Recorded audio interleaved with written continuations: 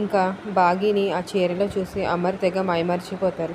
ఇంకా విగ్రహం బాగీ చేతికి ఇచ్చిన వెంటనే ఇంకా మనో ఇంకా అక్కడున్న చిత్ర తెగ కుళ్ళిపోతూ ఉంటారు. మనోకి చిత్ర చెప్తూ ఉంటుంది, నువ్వు ఇంకా దేని గురించి అని చెప్పి ఉంటున్నావో నాకు అర్థం అవ్వట్లేదు. ఇప్పుడు అమర్ బాగీ సైడ్ వెళ్ళిపోయాడు.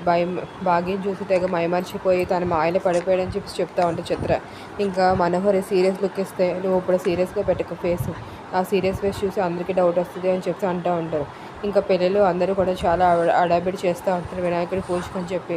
అందరూ కలిపి పూజకు కూర్చుంటే ఇంక అక్కడ సంబ ఏమో ఏదో పూజ చేస్తూ ఉంటుంది. ఈ రోజుతో ఎలాగైనా సరే అరుంధతిని బంధించకపోతే ఇంక కుదరదు, వినాయక చవితి విఘ్నాలను తొలగిపోతాయని చెప్పి అక్కడ పూజ స్టార్ట్ చేస్తుంది.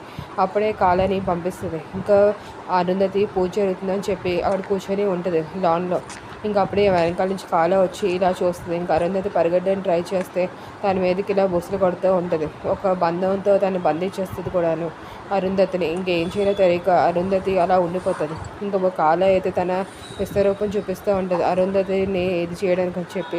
ఇంకా అరుంధతి అయితే తెగ భయపడిపోతూ ఉంటుంది. ఇంకా అప్పుడే మనకి ఇలా చూపిస్తూ ఉంటారు వినాయకుడు వచ్చి అరుంధతిని కాపాడినట్టు అని చెప్పి. ఇంకా ఏం జరుగుతుందో నెక్స్ట్ ఎపిసోడ్లో చూద్దామా ఫ్రెండ్స్. Thank you for